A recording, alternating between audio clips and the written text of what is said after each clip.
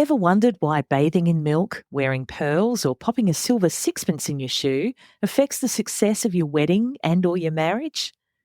No, neither have I. But as fate would have it, see what I did there? They are not one of the 10 wacky wedding superstitions that I'm going to share with you today.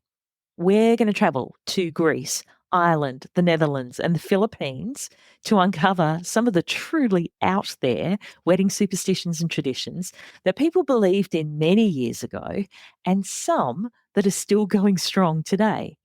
And in case you're curious, the milk bath is for purity in Morocco. The pearls were believed to represent tears, supposedly dooming the bride to sadness, and the silver sixpence is a symbol of good luck, wealth, and prosperity in a marriage. So there you go. Let's get stuck into it.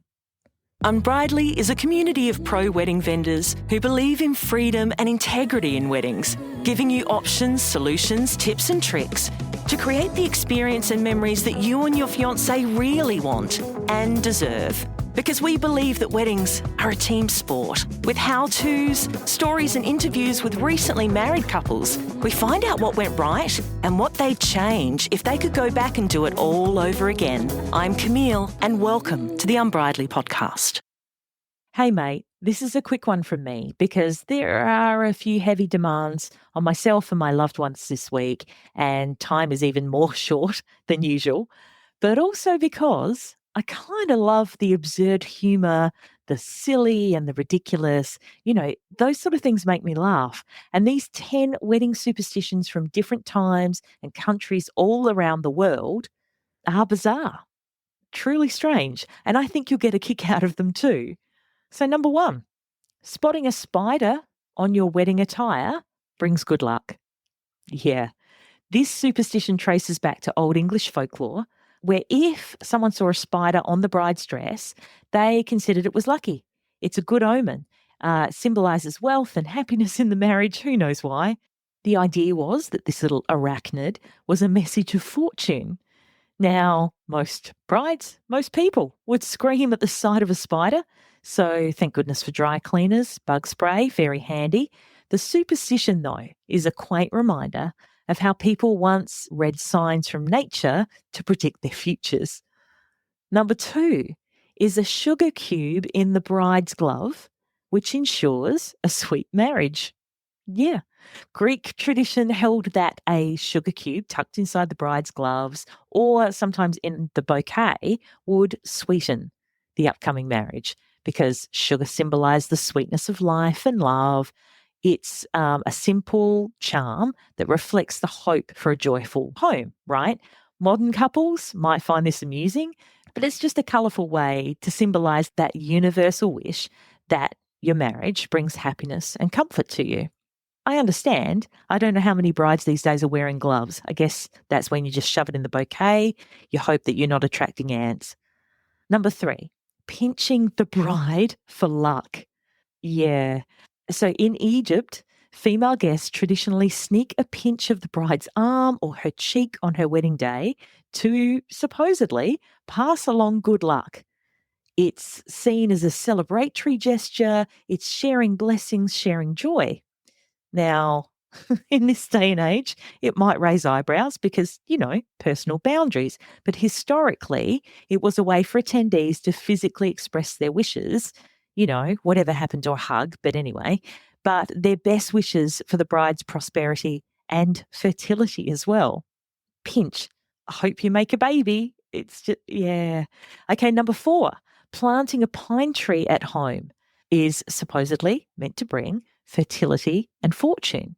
So in the Netherlands, it's customary for newlyweds to plant a pine tree outside their new home in their garden as a symbol of life and, again, babies and enduring good luck, because the evergreen pine represents your longevity, your resilience, all the long-term things you want in a marriage. And this ritual ties the couple's union to the different cycles of nature, growth. It's a lovely metaphor for building a life together. I get it. I've heard of sillier things. I dig the pine tree. How about number 5? Bells ward off evil spirits. I bet they do. In Irish culture and some others as well, the tradition holds that ringing bells, for example, in the wedding bouquet or the ringing of church bells, whatever you've got on hand, scares away evil spirits and negative influences that might harm the marriage. Way before modern weddings, it was believed that spirits were particularly active around important life events. So, any noise, like bells being rung on a wedding day, could help protect the couple. So, little bells or church bells are still used as a way to celebrate, but just we've removed the spiritual anxiety, which is, it's good.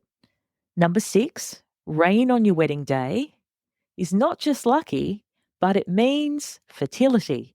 And while you might see rain on your wedding day as damn inconvenient, in numerous cultures, including the Filipinos, Hindu, Italians, rain on the wedding day is actually a blessing, literally from above, because it symbolizes, again, babies, cleansing, renewal, the washing away of past troubles, and being able to start afresh. A wet wedding is therefore seen as pregnant with promise. So even if you need a bit of a creative photographer, a bit of waterproof mascara, a wet wedding is seen in these cultures, some still, as something to be grateful for. Did you know that most newlyweds spend up to 8 hours of their precious time working through changing their last name after they get married? This is where easy name change comes in. Their kits provide you with a sort of shopping list of businesses, companies and government departments where you simply pick which ones you need to notify. They then send you detailed instructions on how to go about the name change process because every business is different, and this saves you hours of calling around, waiting on hold, sending emails, waiting for a response, and then remembering to follow up when you don't hear back from them. Easy name change kits also provide ready-to-send forms, letters and emails, so you just attach your marriage certificate to them and you're done. Starting at $39, the value and time you get back is a no-brainer. For more help on changing your name after you get married, there is an excellent blog post on the Unbridely website, and I'll put a link in the show notes for you. Plus, Unbridely podcast listeners get a $6 discount on their name change kits by using the code Unbridely6. That's UNBRIDELY 6, the number 6, and this is valid until the end of 2025. Get your easy name change kit so you can move on to the fun parts of being grown-ups together, like holidays, getting a dog, building a house, herb gardens. Number 7, seeing a monk or a nun on the way to your wedding is bad luck. Now, don't you worry about black cats, because a less common European superstition warns that if you come across a monk or a nun en route to your ceremony or your reception, I'm guessing, it predicts misfortune like poverty or not being able to have babies. I'm guessing realistically, it just means that you're probably near a monastery or something like that. But, just in case, maybe a blindfold on the way to the wedding. 8, crying on your wedding day means something great. It means you'll shed no tears throughout your marriage. So in Chinese culture, in Swedish culture, this comforting belief is that when you're crying tears of happiness on your wedding day, it runs down your quota of sadness early. So the idea is you get them all out and it leads to a happier marriage and you'll never be sad again. The secondary benefit, of course, is that this superstition encourages couples to really embrace their feelings. It's not a case of, try not to cry, because there is a benefit, they believe, in crying. So knowing those tears are a good sign rather than a bad omen, it means that they can be more in the moment, which I kind of like that. Okay, number 9, and this is one, like we actually have this here in Australia as well. Maybe it comes from an English background, but number 9, don't give knives as a wedding gift. So this is across lots of different cultures. In China, Italy, the United States, Japan, Knives are a real no-no because they're thought to cut the bond between the two people getting married. They sever the bond. So a common workaround is to have the couple buy the knives for a symbolic cent, penny, whatever it might be. And apparently that neutralizes the bad luck. And I think, from a practical perspective, sharp kitchen knives often save marriages. They make the cooking easier. So this feels more theatrical than practical today, but I get it. Okay, no knives. We can work with that. And superstition number 10 is that Wednesday is the luckiest day to get married. English folklore ranks specific days for luck, and Wednesday is considered the best day. Monday, best day for money. Tuesday, best day for health. Saturday, ironically, the most popular wedding day, is seen to be unlucky. And the origins of this likely come from old agricultural and religious calendars and things like that. Of course, modern couples pick their date on convenience and personal meaning rather than superstition. Thank goodness. Although, Wednesday weddings could be really good. And here's some bonus ones, some global folklore little bites of information. So how about this? Stepping with your right foot when you leave your church, your ceremony space, is good luck. So this is in Spain and Bulgaria. When you start with your right foot, you can offset any bad luck, which is it's a really tricky one. I mean, who is watching that? Who's really paying attention? Anyway, another one from Russia and Poland are bread and salt blessings. So the couple getting married taste bread, which symbolizes that they will not hunger during their marriage, and have some salt to weather life's storms. And if you're not into carbs or excess sodium, you shouldn't worry. Your vows are good these days.